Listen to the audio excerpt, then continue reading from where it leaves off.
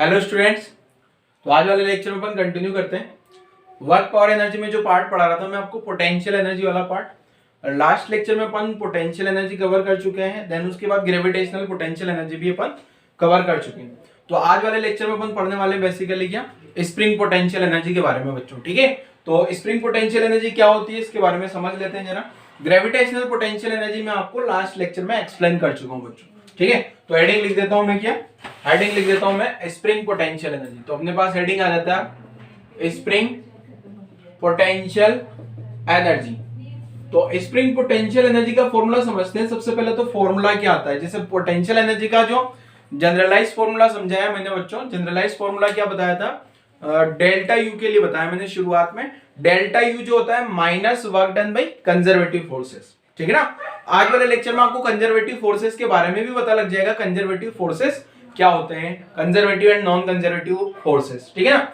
और जो potential energy define होती है वो कंजर्वेटिव फोर्स के केस में ही डिफाइन होती है। ठीक है, तो स्प्रिंग पोटेंशियल एनर्जी समझने से पहले मैं आपको समझा देता हूं कि लास्ट लेक्चर में मैं आपको क्या क्या कवर करवा चुका हूं। तो पहले तो मैं आपको समझाया था पोटेंशियल एनर्जी, जो चेंज इन पोटेंशियल एनर्जी होती है बच्चों, ये क्या होती है, minus of work done by conservative force. WC बोले तो work done by conservative force. ठीक है, अब यहां से मैंने आपको समझाया था क्या, ये जो minus of work done by conservative force है इसको ऐसे भी लिखा जा सकता है, conservative force dot ds vector. Clear है, कंजर्वेटिव फोर्स का ds वेक्टर के साथ, क्योंकि ये कंजर्वेटिव फोर्स मुझे नहीं पता कांस्टेंट है या वेरिएबल है। ठीक है, इसके बाद अपन ने यहां से पोटेंशियल एनर्जी डिफाइन किया था, इंटीग्रेशन FC डॉट ds, और यहाँ इनफाइनाइट से कोई जनरल पॉइंट तक s तक। ठीक है, माइनस इनफाइनाइट, इनफाइनाइट पे अपन ने रेफरेंस पोटेंशियल एनर्जी को 0 मान लिया था। इसके बाद अपन ने पढ़ा था ग्रेविटेशनल पोटेंशियल एनर्जी, और ग्रेविटेशनल पोटेंशियल एनर्जी जो है यहाँ इस फॉर्मूले से निकल के आया अपने पास, क्या पोटेंशियल एनर्जी का जो वैल्यू आ रहा था वो mgh। अब ये mgh मैं आपको बता चुका हूँ, प्लस माइनस mgh रेफरेंस पे डिपेंड करेगा, और वो सारी कहानी आपको लास्ट लेक्चर में मैंने एक्सप्लेन करी थी।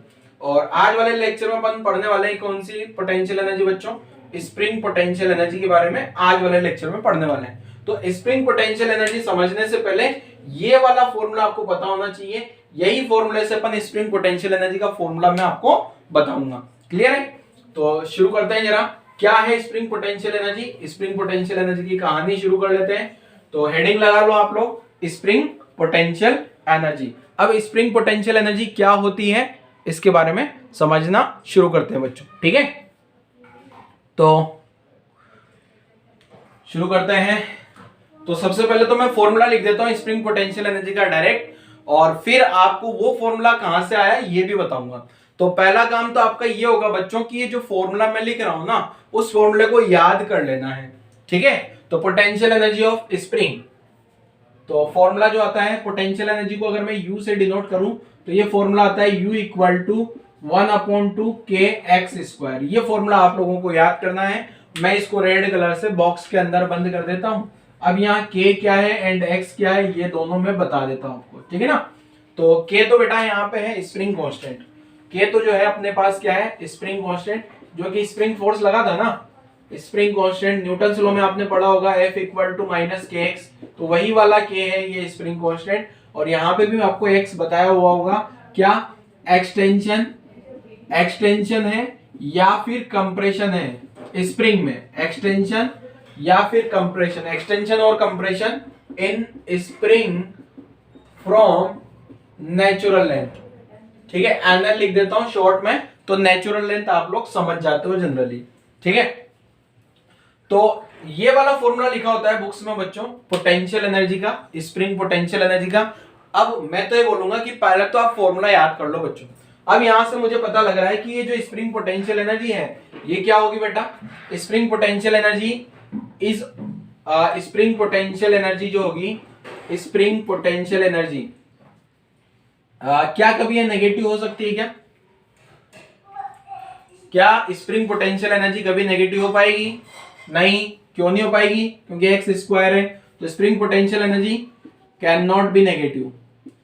ठीक है, या फिर मैं बोलूं तो स्प्रिंग पोटेंशियल एनर्जी हमेशा क्या होगी बेटा, U जो होगा हमेशा ग्रेटर देन इक्वल टू 0 होगा। ठीक है, हमेशा पॉजिटिव होगी स्प्रिंग पोटेंशियल एनर्जी। आप ज्यादा से ज्यादा उसको जीरो मान सकते हो कब, जब x बराबर जीरो है। तो ये u जो है ना बच्चे, ये u क्या है, स्प्रिंग पोटेंशियल एनर्जी। क्लियर है। अब आप बच्चों आपके दिमाग में आ रहा होगा कि ये स्प्रिंग पोटेंशियल एनर्जी आया कहां से, ये जो u है ना, ये स्प्रिंग पोटेंशियल एनर्जी कहां से आया, तो इसके बारे में समझते हैं जरा। तो इसका प्रूफ मैं बता देता हूं वैसे, बट प्रूफ अगर आपको नहीं भी याद रहता है कि किस टाइप से आया ये फॉर्मूला तो चलेगा, बट फॉर्मूला आपको पता होना चाहिए। ठीक है, तो बेसिक पे आते हैं अपन। तो देखो इसका प्रूफ किस टाइप से है, इसको अगर मैं प्रूफ करना चाहूं तो कैसे प्रूफ करना है, देखो बच्चे, तो प्रूफ लिख देता हूं मैं यहाँ पे। तो क्या है देखो इसका प्रूफ, देखो माइनस डेल्टा यू क्या लिखा था बेटा, minus of work done by conservative force. अब ये जो work done by conservative force है, यहाँ पे जो ये कंजर्वेटिव फोर्स है वो कौन हो जाएगा बच्चे, यहाँ जो कंजर्वेटिव फोर्स जो है वो हो जाएगा अपने पास स्प्रिंग फोर्स। ठीक है, कंजर्वेटिव फोर्स जो है वो कौन सा वाला फोर्स हो जाएगा अपने पास, स्प्रिंग फोर्स। तो मैं लिख रहा हूं कंजर्वेटिव फोर्स, कंजर्वेटिव फोर्स जो है वो कौन सा हो जाएगा अपने पास, स्प्रिंग फोर्स हो जाएगा। क्लियर है बच्चे। तो अब स्प्रिंग फोर्स जो है, यहां जो वर्क डन होगा ना, ये वर्क डन भी मुझे किसका लिखना होगा, ये WC जो कंजर्वेटिव फोर्स का वर्क डन है, उस कंजर्वेटिव की जगह मुझे लिखना होगा क्या, स्प्रिंग फोर्स का वर्क डन। तो डेल्टा यू को क्या लिखा जा सकता है, minus of work done by spring force. अब work done by spring force क्या होता है बच्चे, ठीक है, work done by spring force क्या लिखा जा सकता है, देखो मैंने आपको समझाया था, work done by spring force minus half के एक्स स्क्वायर कब लिखता हूं मैं, minus work done by spring force minus half के एक्स स्क्वायर कब लिखा जा सकता है, स्टार्टिंग फ्रॉम नेचुरल लेंथ। ठीक है, नेचुरल लेंथ से अगर स्टार्टिंग हुई हो तो वर्क डन क्या आ जाता है, एंड चाहे कंप्रेशन हो चाहे एक्सटेंशन हो, बस कंडीशन क्या है, स्टार्टिंग जो है वो नेचुरल लेंथ से होना चाहिए। ठीक है, तो ये वाला फॉर्मूला लिख देते हैं अपन। तो यहाँ U2 माइनस U1 क्या लिख रहा हूं बेटा, माइनस और स्प्रिंग फोर्स का वर्क डन माइनस हाफ के एक्स स्क्वायर आ गया। क्लियर है। तो यहाँ पे अपन ने क्या किया, जहां पे ये जो आ रहा है ना U1, ये जो U1 आया, ये स्टार्टिंग वाला पार्ट है क्या, तो स्टार्टिंग में मैंने पोटेंशियल एनर्जी यहां से, तो अगर देखा जाए तो ये जो डेल्टा U है ना, डेल्टा U में ये जो U1 है, ये नेचुरल लेंथ से जो स्टार्टिंग हो रही है, नेचुरल लेंथ में मैंने पोटेंशियल एनर्जी को रेफरेंस मान लिया जीरो पोटेंशियल एनर्जी। क्लियर है, मैंने at x equal to zero पे मैंने क्या मान लिया बच्चे, स्प्रिंग पोटेंशियल एनर्जी को जीरो मान लिया मैंने। ठीक है, तो यहां से प्रूफ हो जाएगा अपने पास क्या, रेफरेंस मैंने क्या मान लिया, रेफरेंस पॉइंट जो है एट नेचुरल लेंथ, और वहां का पोटेंशियल एनर्जी क्या मान लिया मैंने, U1 जीरो। तो एंड साथ में U2 को जो है जनरलाइज पोटेंशियल एनर्जी लिख दूं, तो ये क्या आ गया, हाफ के एक्स स्क्वायर। क्लियर है, ये फॉर्मूला मैंने वहां पे लिखा है और आपको याद भी रखना है। अगर आपको जो है यहां से एक तरीके से और डिराइव करना है, तो आप जो एब्सोल्यूट पोटेंशियल एनर्जी का फॉर्मूला है ना, उसमें FC की जगह माइनस के एक्स लेके इंटीग्रेट करोगे तो ये फॉर्मूला आ जाएगा। ठीक है, तो यहां तक की कहानी लिखो बच्चों जल्दी से, फिर इस पे बेस्ड अपन एक दो न्यूमेरिकल्स कर लेते हैं, देन आगे बढ़ते हैं। स्प्रिंग पोटेंशियल एनर्जी के कुछ न्यूमेरिकल कर लेते हैं, फिर आगे बढ़ते हैं कंजर्वेटिव एंड नॉन कंजर्वेटिव वाले पार्ट पर। ठीक है, तो वीडियो पॉज करके ये कहानी लिख डालो आप जल्दी से यहां तक की।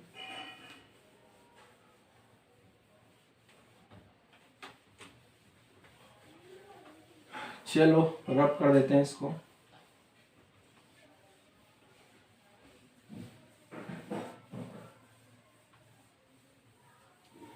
गया, वीडियो पॉज करके लिख लेना आप बच्चे सारा।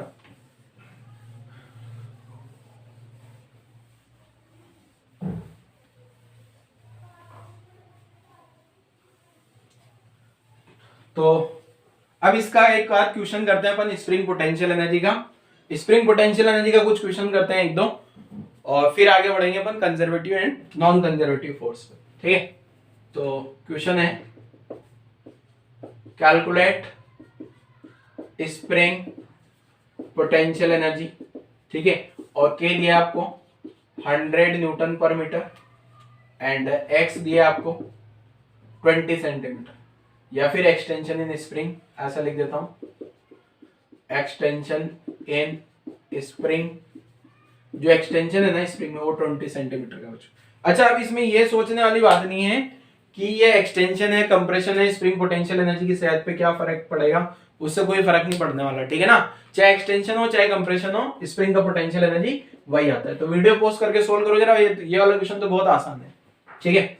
अब आपसे बोल दिया जाए इस टाइप से, देखो अगला क्वेश्चन क्या है बच्चे, यहाँ एक स्प्रिंग है और ये जो ब्लॉक है, ये ब्लॉक सपोज आपको बोल दिया जाए 2 kg का, और बोल दिया जाए block is in equilibrium, block is in equilibrium, मतलब ब्लॉक पे जो है नेट फोर्स क्या आ गया, 0 आ गया। क्लियर है। और अब आपसे क्या बोला जा रहा है, find spring potential energy, find spring potential energy, ठीक है। स्प्रिंग का पोटेंशियल एनर्जी क्या होगा, at equilibrium, at equilibrium position, ठीक है। जब इक्विलिब्रियम है ना, ब्लॉक इक्विलिब्रियम में है, तो स्प्रिंग का पोटेंशियल एनर्जी क्या होगा, और ये जो स्प्रिंग है ना उसका के दे दिया सपोज आपको 50 न्यूटन पर मीटर। तो ये दोनों क्वेश्चन ट्राई करो जरा। पहले मैं ये वाला क्वेश्चन सॉल्व कर लेता हूं बच्चे। ये वाला क्वेश्चन तो बड़ा ही आसान है, क्या u इक्वल टू क्या लिख दूंगा मैं, 1/2 kx स्क्वायर। तो u क्या आ गया अपने पास 1/2, और k की जगह क्या लिखा जा सकता है 100। अब एक चीज ये ध्यान रखना है, x जो है 20 सेंटीमीटर है ना, इसको मीटर में कन्वर्ट करना होगा, तो 20/100 आ गया, ठीक है। तो ये कितना आ गया 1/2 100, ये आ गया बच्चे अपने पास 2/10, तो 2/10 इंटू 2/10 लिख दूं क्या, 10 10 100 गायब हो गया, एक 2 गायब हो गया, तो यहां से पोटेंशियल एनर्जी निकल के आती है 2 जूल, और यही अपना आंसर हो जाएगा बच्चे। क्लियर है, यहां तक की कहानी नोट कर लो। चलो अगला क्वेश्चन क्या है, ये वाला क्वेश्चन का आंसर मैच करा लेना बच्चों आप लोग। अगला क्वेश्चन सोल्व करते हैं जरा। नेक्स्ट क्वेश्चन क्या है, देखो नेक्स्ट क्वेश्चन बड़ा ही आसान क्वेश्चन है। अगेन आपको हाफ के एक्स स्क्वायर लगाना है, बट पिछले वाले क्वेश्चन में तो क्या था बच्चे, एक्सटेंशन इन स्प्रिंग डायरेक्ट दे देता, बट यहाँ एक्सटेंशन इन स्प्रिंग तो नहीं दिया है, बट के तो अभी भी गिवन है आपको क्वेश्चन में। तो कैसे सोल्व करना है, देखो पहले अपन x निकाल लेंगे। तो ये जो 2 kg का आप लोगे बच्चे, इस पे mg नीचे लग रहा होगा और kx ऊपर लग रहा होगा, तो kx जो है वो किसके बराबर हो गया होगा, mg के बराबर। तो x किसके बराबर आ गया, mg/k। तो ब्लॉक का मास 2, g का वैल्यू 10 अपॉन 50, 0 0 गायब, तो ये 2/5 मीटर आ गया है, ठीक है। ये तो एक्सटेंशन आ गया, ठीक है ना, मैंने सारे डेटा ऐसा ही में लिखे हैं ना, तो x भी मीटर में आएगा। अब मुझे स्प्रिंग का पोटेंशियल एनर्जी निकालना है, तो ये क्या हो जाएगा हाफ के एक्स स्क्वायर। तो स्प्रिंग का पोटेंशियल एनर्जी 1/2, के की जगह क्या लिख दूंगा 50, और x की जगह क्या आ जाएगा 2/5 होल स्क्वायर। तो u कितना आ गया बच्चे 1/2, 50, 2/5 इंटू 2/5, ठीक है। ये 2 से 2 गायब हो गया, 5 से कैंसिल आउट होगा 10, और ये आ गया 2। तो यहाँ पे पोटेंशियल एनर्जी निकल के आती है अपने पास 4 जूल। आंसर कैलकुलेशन चेक कर लेना जरा एक बार, क्या आप लोगों का भी आंसर यही था दोनों क्वेश्चन का, या कुछ अलग था। तो ये इस टाइप से क्वेश्चन पूछे जा सकते हैं बच्चे, स्प्रिंग पोटेंशियल एनर्जी से रिलेटेड क्वेश्चन यहां से पूछे जा सकते हैं, ठीक है। नोट कर लो जल्दी से, वीडियो पॉज करके नोट कर लीजिएगा।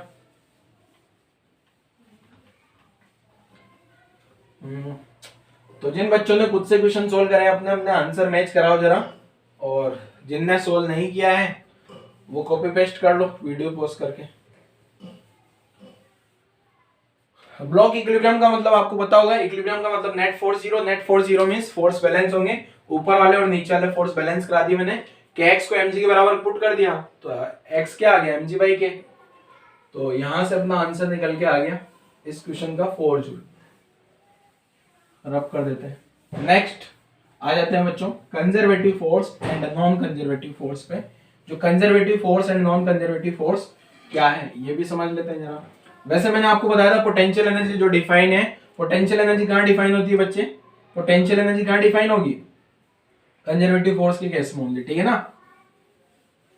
कंजर्वेटिव फोर्स के केस में पोटेंशियल एनर्जी डिफाइन होती है। किस टाइप से डिफाइन होगी, कैसे होगी। कंजर्वेटिव फोर्स को समझने से पहले मैं एक या दो न्यूमेरिकल आपको करा देता हूं, तो उससे आपको ये फील आएगा कि कंजर्वेटिव फोर्स क्या है और नॉन कंजर्वेटिव फोर्स क्या है बच्चों, ठीक है ना। तो पहला क्वेश्चन लिखता हूं।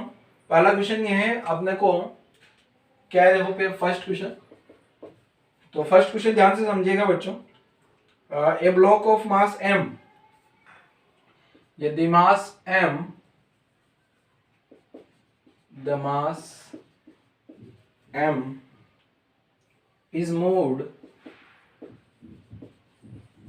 from A to C, A और C दो पॉइंट है, along 3 डिफरेंट पाथ, 3 अलग अलग पाथ से जो है ए से बी जा रहा हूं। और आपको क्या पता करना है, find work done by gravity, work done by gravity in the 3 cases. ये 3 केस है ना, इन दी 3 केसेस, 3 के 3 केस में जो है आपको ग्रेविटी का वर्क डन पता करके बताना है। First path ABC, second path ADC, path ADC, third path AC. ठीक है, अब डायग्राम की किस टाइप से देखो बता देता हूं। यहां से ये जो है अलग अलग पॉइंट्स हैं, ये पॉइंट यहां पे मास है, ठीक है, और ये पॉइंट को ए नाम दिया गया है, इसको बी, इसको सी, इसको डी। ठीक है, और ये जो लाइन है ये अपना ऐसी पाथ हो गया। ठीक है, अब ये पार्टिकल है, इस पार्टिकल को घुमा घुमा के मैं ले जा रहा हूँ अलग अलग स्टाइल से, तो ग्रेविटी का वर्क डन आपको पता करके बताना है। जैसे मैं पार्टिकल लेके आता हूँ बच्चे कि किस टाइप से पार्टिकल है अपने पास में। सपोज ये है अपने पास पार्टिकल आ गया यहाँ पे है, ठीक है, ये यहाँ पे, ठीक है। अब मेरे को इस द मास ऑफ, इसका मास m मान लेना है।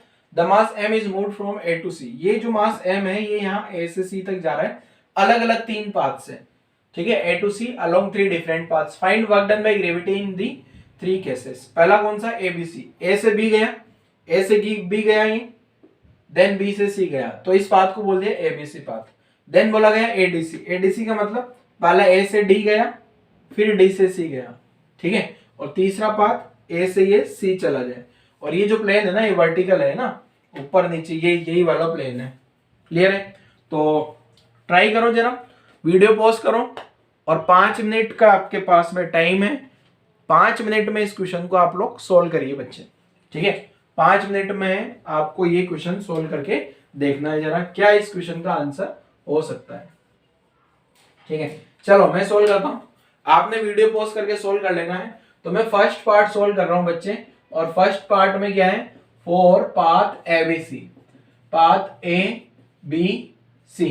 तो पहला एबीसी अगर पाथ में जाएगा ना, वो पार्टिकल यहां से ऊपर जाएगा, ऐसा ऊपर गया, तो ए से बी तक जाएगा पहले। तो ए से बी तक का, अरे इसमें ये एक डेटा देना भूल गया अपन, ये जो रेक्टेंगल है ना, इसका डेटा लिख लेना क्या है। देखो मास तो m दे दिया आपको, और ये जो m है ना, m का कुछ मास मान लो, m equal to 2 kg, 2 kg का मास मान लिया, और यहां से यहां तक 4 मीटर मान लिया, और यहां से यहां तक 3 मीटर मान लिया। चलो अब एक बार वो ट्राई कर लो, क्योंकि मैंने पहले डेटा नहीं दिए थे आपको, तो हो सकता है आपको डेटा नहीं दिया तो आप परेशान हो गए हो, ठीक है। जी का वैल्यू 10 कंसीडर कर लेना, 10 मीटर पर second square g gravitational acceleration, ठीक है। तो वीडियो पॉज करो, सोल्व करो जरा। Mass m equal to 2 kg is moved from a से c तक जा रहा है, 3 डिफरेंट पाथ है अलग अलग, और तीनों में ग्रेविटी का वर्क डन बताना है, abc adc and ac path में। और ये जो रेक्टेंगुलर पाथ में मूव कर रहा है ना, उस रेक्टेंगुलर पाथ का डायमेंशन दिया है आपको, पाथ लेंथ दिया है a से d तक, जैसा कि डायग्राम में देख पा रहे हो आप 4 मीटर होगा, एंड d से c तक जो है ये हो गया 3 मीटर, ठीक है। तो अब मैं abc पाथ में कैलकुलेशन करता हूं। तो आप ये देख पा रहे होंगे रेक्टेंगुलर पाथ जैसा मैं बोल रहा हूं, तो a से b वाले पाथ का लेंथ 3 मीटर के बराबर हो जाएगा, एंड b से c तक वाले पाथ का लेंथ भी 4 मीटर के बराबर हो जाएगा। तो मैं पहले कैलकुलेशन करता हूं ab पाथ के लिए। तो वर्क डन ab पाथ, ठीक है, ab पाथ का वर्क डन क्या आ जाएगा बच्चे, a से b तक गया, मतलब ये जो मास है 2 kg का मास, ये ऊपर जा रहा है क्या, ऊपर वर्टिकली अपर डायरेक्शन में जा रहा है, मतलब वर्क डन नेगेटिव होगा। तो माइनस mgh से अगर मैं लिखूं तो माइनस m तो आ गया 2, g की जगह 10 पुट कर लेना है, और हाइट जो है वो 3 आ गई, तो ये आंसर आ गया माइनस 60 जूल का वर्क डन होगा।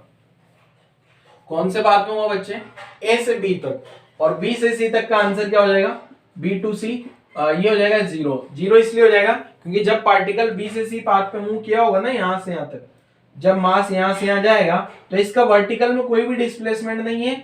ये बी पॉइंट से सी पॉइंट तक आते आते आते वर्टिकल में कोई डिस्प्लेसमेंट नहीं हो रहा, तो ये वर्क डन 0 आ जाएगा। तो total work done ABC path का जो लिखूंगा मैं उसको ऐसे लिख ले, ए से बी का वर्क डन प्लस बी से सी का वर्क डन, ए से बी प्लस बी से सी, तो ये आ गया -60 प्लस 0, तो ये आ गया -60 जूल। क्लियर है? चल दूसरा क्वेश्चन आप खुद से सोल्व करो जरा। फर्स्ट क्वेश्चन मैंने सोल्व कर दिया है। सेकंड क्वेश्चन में कौन सा पाथ है बच्चे? एडीसी। वैसे ही सेम पैटर्न पे सोल्व कर लेना है। अगर आप लोग सोल्व करोगे तो आ जाएगा। एडीसी पाथ में पहले ए से डी का वर्क डन निकालो, फिर डी से सी का निकालो, तो आंसर आ जाएगा आपका। पहले ए से डी का निकाला होगा आपने, तो मैं लिख रहा हूं सेकंड वाला पार्ट, जो इस क्वेश्चन का सेकंड पार्ट है। For path A D C, तो सबसे पहले तो W work done A D. अब ए से डी में वर्क डन लिखूंगा ना, या ए से डी में वर्क डन, तो आ जाएगा 0। 0 क्यों आया बच्चे? क्योंकि जब ए से डी जा रहे हैं तो ए से डी जाते जाते जाते वर्टिकल में कोई भी डिस्प्लेसमेंट नहीं हो रहा, ठीक है। ऐसे जब डी से सी लिखूंगा मैं, डी से सी, तो ये आंसर आएगा -mgh, ठीक है। आंसर क्या आएगा डी से सी में? -mgh। तो माइनस m कितना आ गया बच्चे? 2, g का वैल्यू 10, और हाइट कितना आ गया है? 3। माइनस क्यों हुआ वर्क डन? ये आपको समझ आ गया होगा, क्योंकि यहां से जो मास है ना ऊपर जा रहा है क्या? अपवर्ड में, और ग्रेविटी नीचे लग रही होगी। आपको डायरेक्ट बता रखा है ऊपर जाएंगे तो वर्क डन ग्रेविटी का नेगेटिव, तो ये आंसर आ गया -60 जूल। अगर मैं पूरा कंप्लीट पाथ के लिए बात करूं एडीसी, तो इसका निकालने के लिए क्या करूंगा मैं? AD plus DC. अब एडी का 0 आ गया, या -60 आ गया, तो फाइनल आंसर अपना आ गया -60 जूल, ठीक है। सेकंड वाले क्वेश्चन का आंसर भी -60 जूल एडीसी पाथ में भी। चलो नेक्स्ट वाला क्वेश्चन खुद से सोल्व करो जरा आप लोग। अब तो आपको समझ आ जाना चाहिए बच्चे एसी पाथ के लिए क्या आंसर होगा। तो मैं लिख देता हूं जरा, for AC path, for path A to C. अब एसी पाथ, ये जो टिल्ट वाला पाथ है ना, ये वाले पाथ में डायरेक्ट अपन ग्रेविटी का वर्क डन निकाल लेते हैं, ठीक है। तो तीसरे पाथ में ग्रेविटी का वर्क डन जो है ना एसी पाथ में क्या आएगा? देखो आपको पता है ऊपर जा रही है, तो ये आंसर होगा -mgh। और यहाँ एक चीज ध्यान रखने वाली है कि ये h होता है vertical displacement.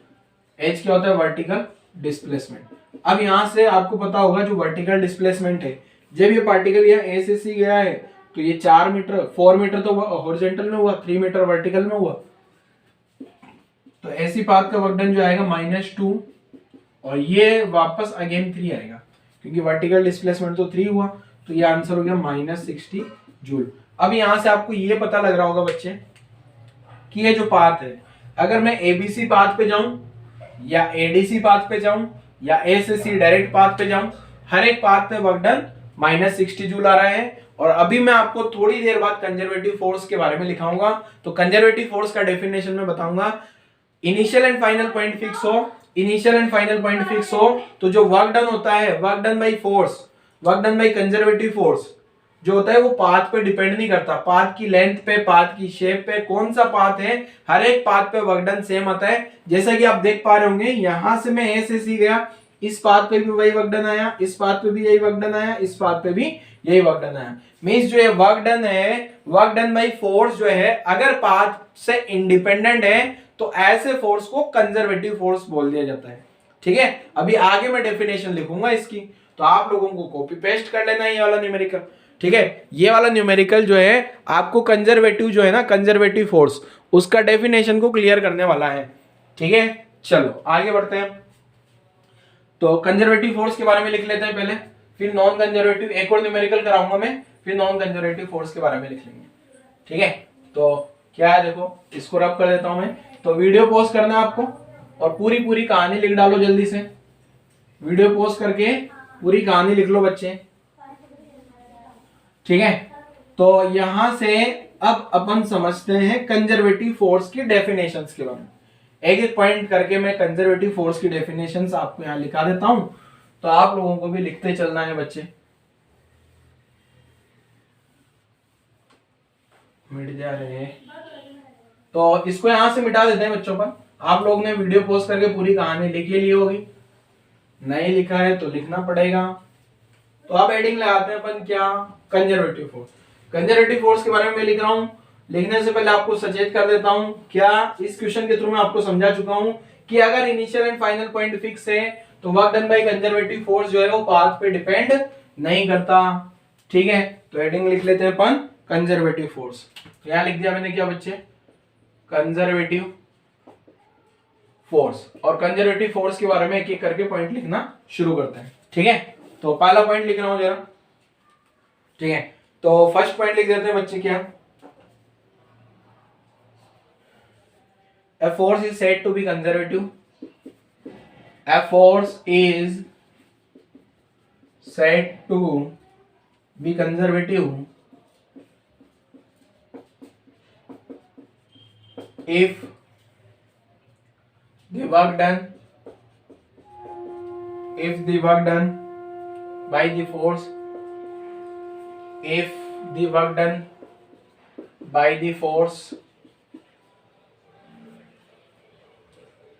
the force is independent of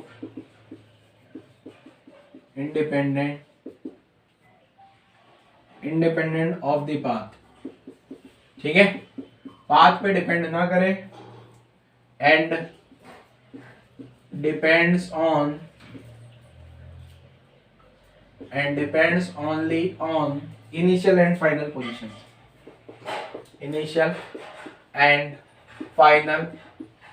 जैसा कि अभी पिछले न्यूमेरिकल में आपने देखा होगा बच्चे, जो वर्क डन जो आ रहा था ना, वर्क डन केवल पॉइंट ए और पॉइंट सी पे डिपेंड कर रहा था। बाकी एबीसी पाथ हो, एसी पाथ हो, एडीसी पाथ हो या कोई और भी पाथ हो, तो सभी पाथ में ग्रेविटी का वर्क डन सेम आ जा रहा था।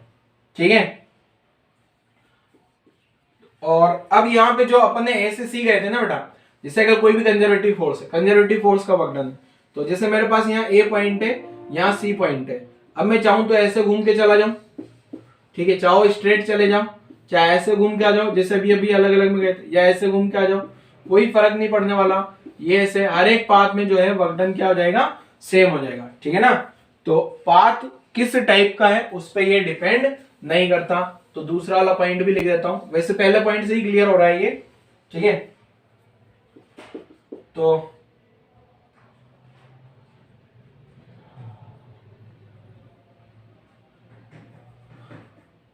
और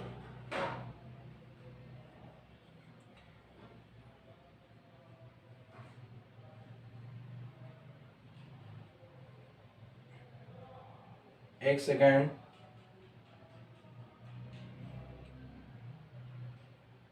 अब यहां एक टर्म ये भी ध्यान रखनी होगी, ये जो है ये पाथ पे तो डिपेंड नहीं कर रहा, कंजर्वेटिव जो फोर्स है इनिशियल एंड फाइनल पोजीशन पे डिपेंड कर रहा है।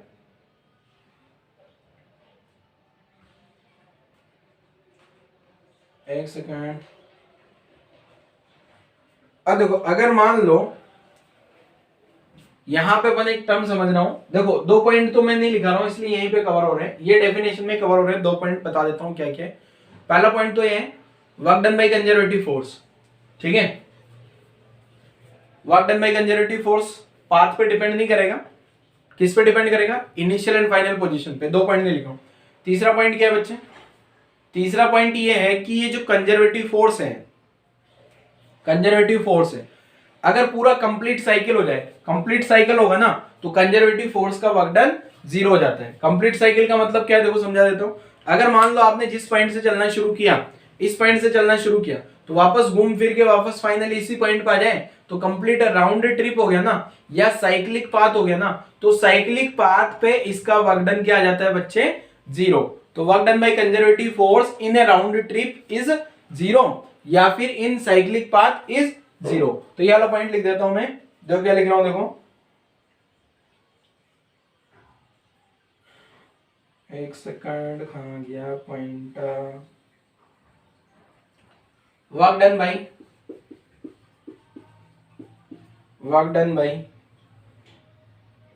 Conservative force, work done by conservative force in A round trip. Round trip का मतलब समझ रहे हो ना, पूरा घूम फिर के वापस वहीं पहुंच जाए। अब इसको मैथ्स की लैंग्वेज में कैसे लिखते हैं बच्चे? जो वर्क डन का डेफिनेशन होता है, वर्क डन क्या लिखते हैं? F dot D R. अब एफ डॉट डी एस लिखते हैं ना work done, F dot D S. ठीक है, अब मैंने यहाँ सी लिख दिया बच्चे, तो एक कंजर्वेटिव फोर्स का आ गया। यहाँ एक सर्कल कर दिया ना, ये सर्कल का मतलब है राउंड ट्रिप। तो इसको मैथ्स की लैंग्वेज में इस टाइप से लिखा जाता है, इसको बोलते हैं क्लोज इंटीग्रेशन। इसको क्या बोलते हैं बच्चे? ये इस टाइप का साइन है ना, इसको क्या बोलते हैं? Close integration. इसको क्या बोला जाता है? Close integration. तो जो कंजर्वेटिव फोर्स का वर्क डन होगा क्लोज इंटीग्रेशन या राउंड ट्रिप में जो है वो क्या हो जाएगा? 0। ठीक है, चलो अगले पॉइंट पे आ जाते हैं। नेक्स्ट पॉइंट क्या है बच्चे? जो पोटेंशियल एनर्जी था वो कंजर्वेटिव फोर्स में डिफाइन है। मैंने आपको जब पोटेंशियल एनर्जी समझाया था तब भी बोला था क्या कि पोटेंशियल एनर्जी जो है, change in potential energy negative work done by conservative force होता है। क्या? Negative work done by conservative force. और एक चीज और वापस यहां बता रहा हूं, जो पोटेंशियल एनर्जी डिफाइन होती है वो केवल और केवल ओनली एंड ओनली किस में डिफाइन है? कंजर्वेटिव फोर्स के केस में। ठीक है, नॉन कंजर्वेटिव में पोटेंशियल एनर्जी का कोई मतलब नहीं है। तो लिख देता हूं यहां पे, तो the concept of potential energy, the concept of P dot E लिख दूं, the concept of potential energy exist only in the case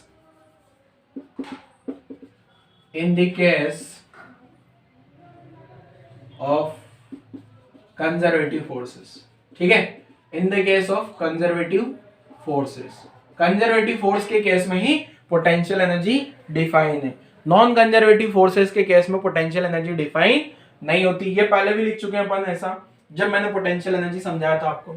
अब थोड़ा सा मैं पोटेंशियल एनर्जी समझाता हूँ, ग्रेविटी से कंपेयर करता हूँ, क्योंकि ग्रेविटेशनल फोर्स जो है आसान है, विजुअलाइज किया जा सकता है बहुत इजीली। जैसे मान लो ये बॉक्स है अपने पास, इसका मास है कुछ 1 kg 2 kg। अब इस बॉक्स ने यहां से चलना शुरू किया, अगर ये घूम फिर के वापस यहीं आ जाता है तो राउंड ट्रिप हो गया, और राउंड ट्रिप में वर्क डन बाय ग्रेविटी 0 होगा, क्योंकि ग्रेविटी एक कंजर्वेटिव फोर्स है, ग्रेविटेशनल फोर्स। अगला कंसेप्ट ऑफ पोटेंशियल एनर्जी। अब अगर बच्चों ये जो मास है, इस मास को मैं ऊपर शिफ्ट करूंगा या नीचे शिफ्ट करूंगा तो इसकी पोटेंशियल एनर्जी ऑब्वियसली चेंज होगी। तो जब भी ग्रेविटी का जो है कंजर्वेटिव फोर्स का जो वर्क डन होता है, कंजर्वेटिव फोर्स का जो भी वर्क डन होगा वो सारा वर्क डन पोटेंशियल एनर्जी की फॉर्म में चला जाता है, और वो वर्क डन वापस से रिकवर भी हो सकता है। देखो कैसे? जैसे अगर मान लो मैंने इस पे कंजर्वेटिव फोर्स के अगेंस्ट में कोई वर्क डन किया, तो जैसे ही इसको रिलीज करूंगा तो ये नीचे आ जाएगा। मैं क्या बोल रहा हूं, ये मैंने इस ब्लॉक को ऊपर ऊपर ऊपर ऊपर ले जा रहा हूं, मतलब ग्रेविटी के अगेंस्ट में ऊपर ले जा रहा हूं ना, मतलब वो जो वर्क डन है वो इसकी पोटेंशियल एनर्जी की फॉर्म में स्टोर हो गया, और इसको वापस रिकवर किया जा सकता है। रिकवर कैसे? जैसे इसको रिलीज करूंगा तो इसके पास काइनेटिक एनर्जी आ जाएगी क्या? तो जो वर्क डन होता है कंजर्वेटिव फोर्स के अगेंस्ट में वो रिकवरेबल होता है, मींस वो लॉस वाले पार्ट में नहीं जाता, एनर्जी में कोई लॉस नहीं होता। कौन से केस में? कंजर्वेटिव फोर्स के केस में।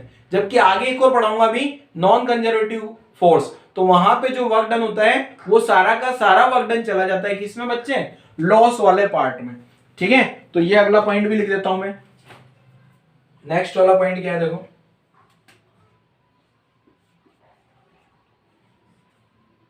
ये कंप्लीट एक second,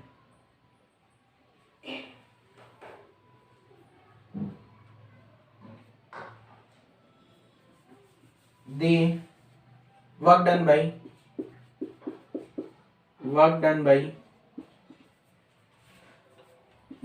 conservative force, work done by conservative force is completely recoverable। ठीक है, completely recoverable। ठीक है, क्लियर? अब इस ये जो फोर्स है ना, इसके एग्जांपल बता देता हूं मैं, कौन कौन से इसके एग्जांपल्स होते हैं। इसके एग्जांपल एक तो आपने देख ही लिया, कौन सा? Gravitational force. दूसरा इलेक्ट्रोस्टैटिक फोर्स।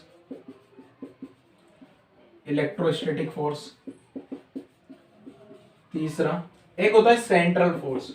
ग्रेविटेशनल इलेक्ट्रोस्टैटिक तो समझ ही होंगे, ग्रेविटेशनल मतलब मास के बीच में लगता है, इलेक्ट्रोस्टैटिक मतलब चार्ज। अब एक टर्म होता है और आती है बच्चों, सेंट्रल फोर्स।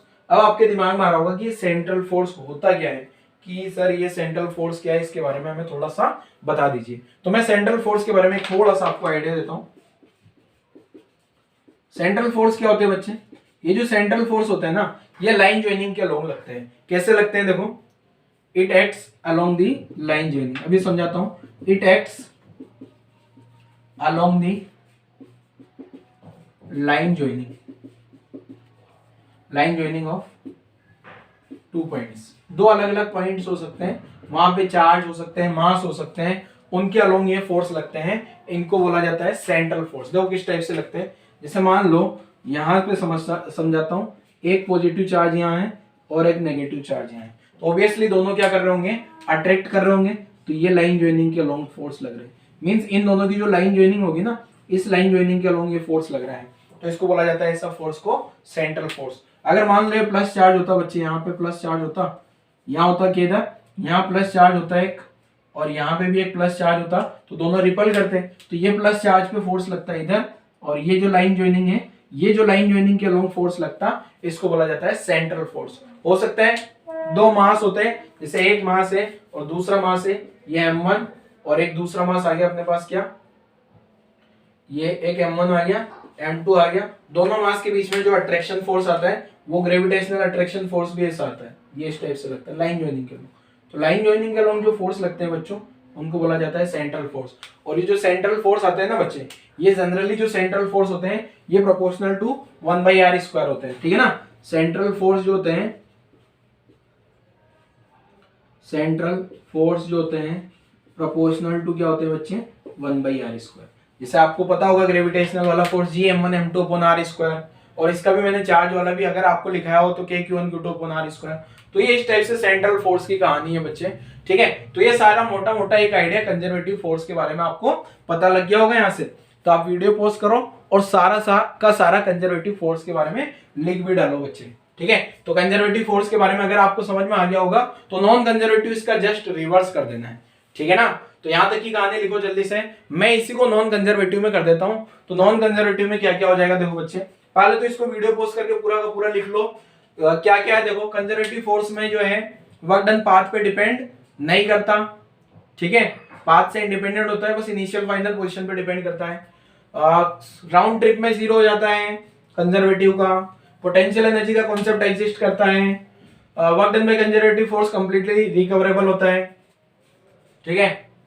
तो चलो यहां पे आ जाते हैं अपन नॉन कंजर्वेटिव फोर्स पे, ठीक है। तो नॉन कंजर्वेटिव फोर्स क्या है देखो बच्चे, नॉन कंजर्वेटिव फोर्स पे आ जाते हैं। नॉन कंजर्वेटिव फोर्स तो क्या क्या होगा देखो बच्चे, a force is said to be non conservative, यहां पे लिख देता हूं मैं क्या, non conservative if the work done by force is dependent of the path, ठीक है, dependent of the path for given initial and final position, ठीक है। ऐसा लिखता हूं मैं, देखो थोड़ा थोड़ा सा चेंज, आपको पूरा लिखना है बच्चे वापस से, ठीक है ना। A force is said to be non-conservative if the work done by force is depend on the path, ठीक है ना, पाथ पे डिपेंड करेगा for given initial and final position, for given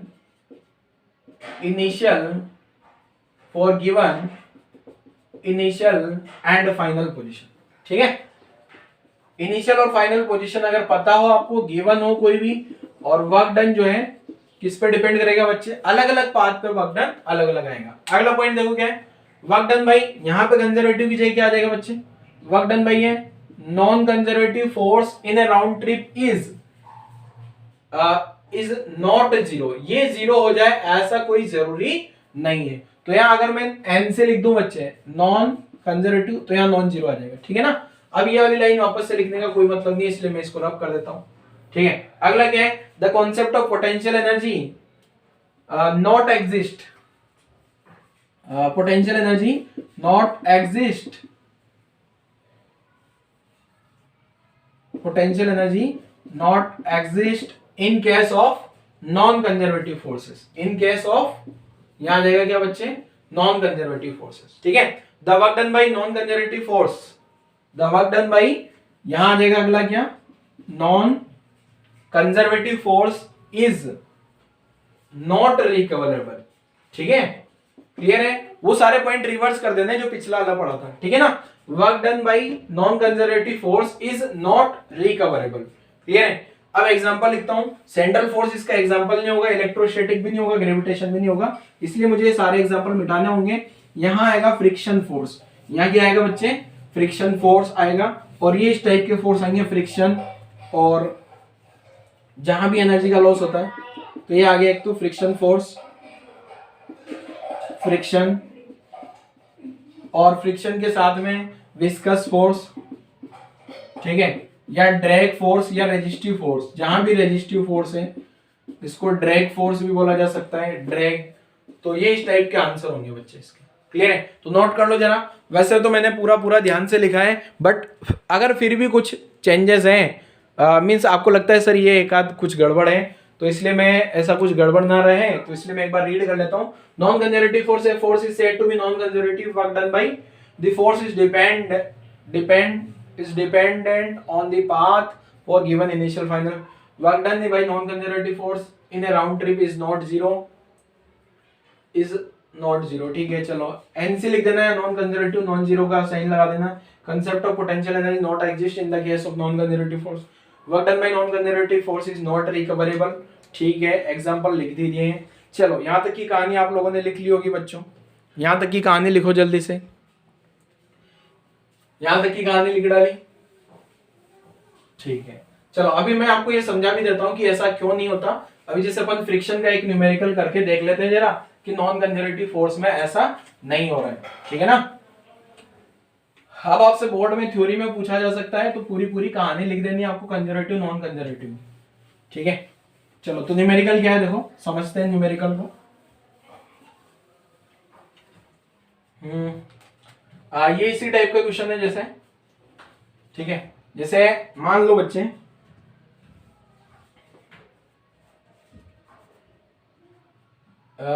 यहां से वापस से अलग अलग जगह पे जा रहे हैं। देखो क्या है, देखो क्वेश्चन थोड़ा सा आपको विजुअलाइज करना पड़ेगा, 3D में है तो विजुअलाइजेशन जरूरी है। ये पॉइंट को नाम दे दिया A, D, C, B, और एक ये पाथ आ गया अलग। ठीक है, तो ये एक पाथ आ गया, दूसरा पाथ ये आ गया, तीसरा पाथ ये आ गया, तीसरा पाथ आ गया। वही same question ABC, ADC, AC path. ठीक है, अब ये टॉप व्यू है। ये क्या दिखाया गया आपको? Top view. अब टॉप व्यू का मतलब क्या होता है ये मैं भी समझाता हूं आपको। ये 4 मीटर हो गया बच्चे, और ये हो गया अपने पास 3 मीटर, और यहाँ एक ब्लॉक है, और मास ऑफ ब्लॉक मान लेना है क्या? मास ऑफ ब्लॉक जो है अपने को क्या मान लेना है? 2 kg, जैसा पिछले क्वेश्चन में सारे डेटा थे। और फ्रिक्शन कोएफिशिएंट जो मान लेना है 0. फ्रिक्शन कोएफिशिएंट मान लेते हैं अपन μ = 0.8 फ्रिक्शन कोएफिशिएंट। अभी पहले तो टॉप व्यू का मतलब क्या है समझाता हूँ। जैसे ना ये जो है ना पूरा का पूरा ही ये ऐसी सरफेस होगी, ये इस टाइप की हॉरिजॉन्टल सरफेस है, हॉरिजॉन्टल सरफेस है, और यहाँ ब्लॉक रखा हुआ है इस कॉर्नर पे। अब इस ब्लॉक को क्या कर रहा हूँ मैं, ये पॉइंट A आ गया।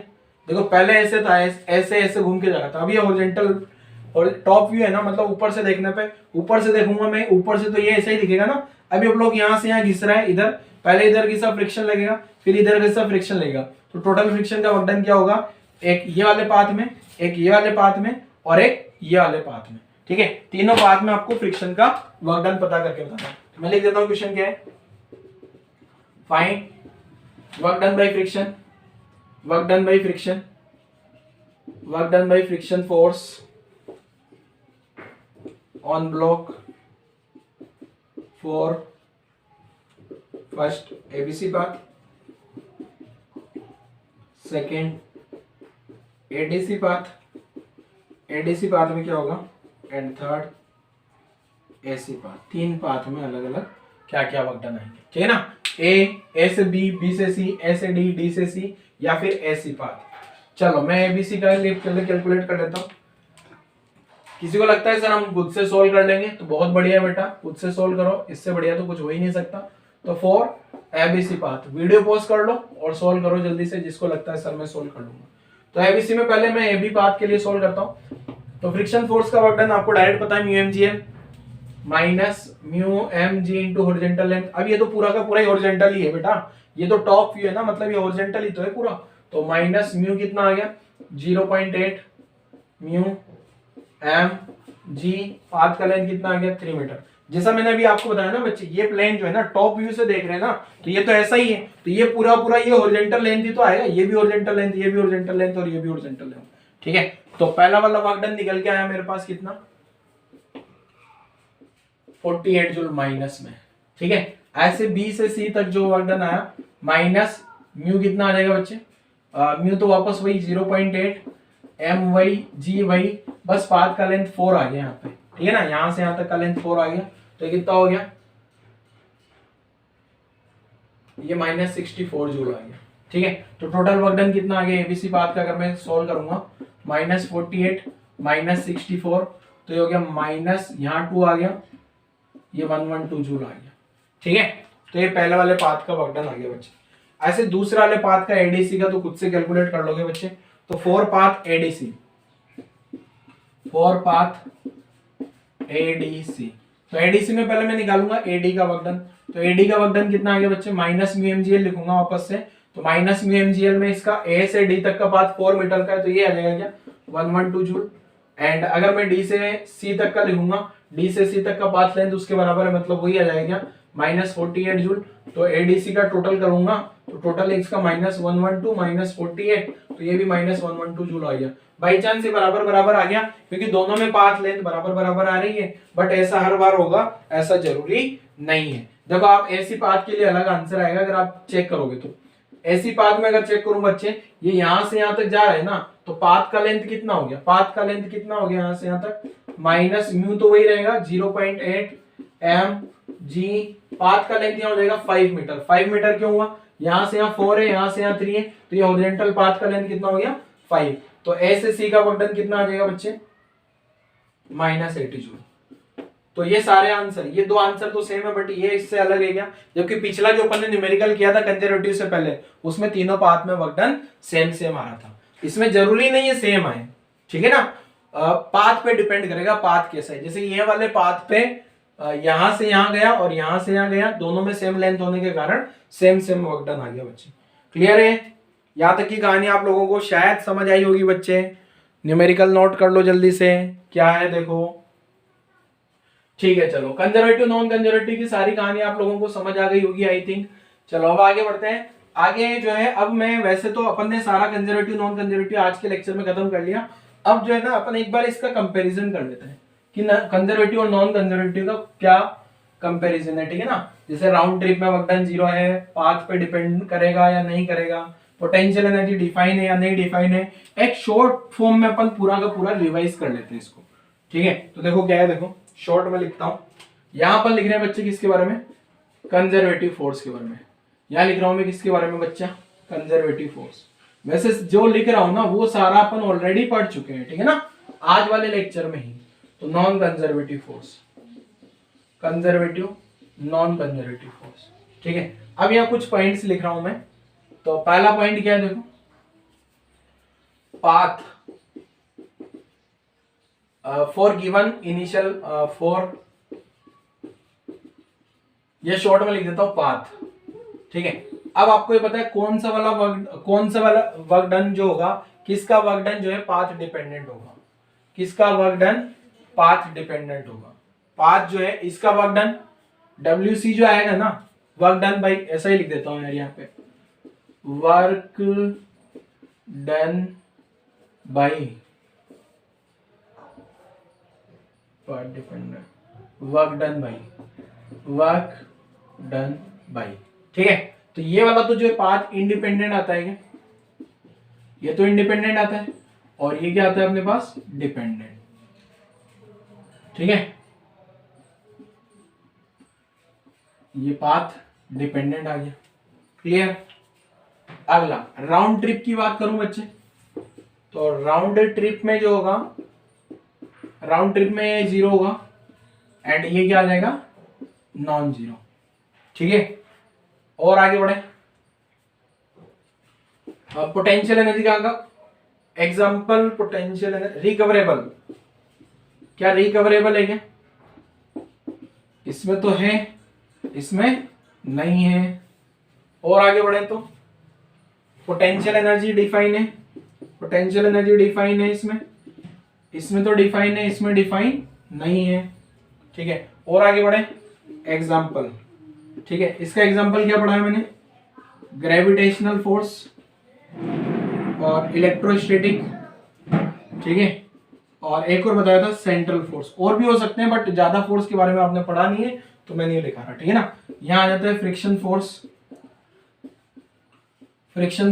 और यहाँ एक और क्या आता, रेजिस्टिव फोर्स।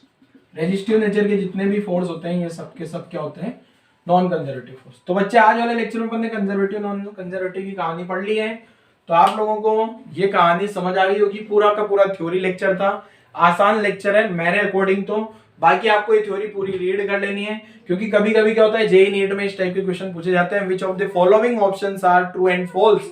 ठीक है, करेक्ट या इनकरेक्ट, उस टाइप के क्वेश्चन में बड़ा हेल्प करता है बच्चों। ठीक है, तो आज वाला लेक्चर यहीं क्लोज करते हैं बच्चों। Thank you.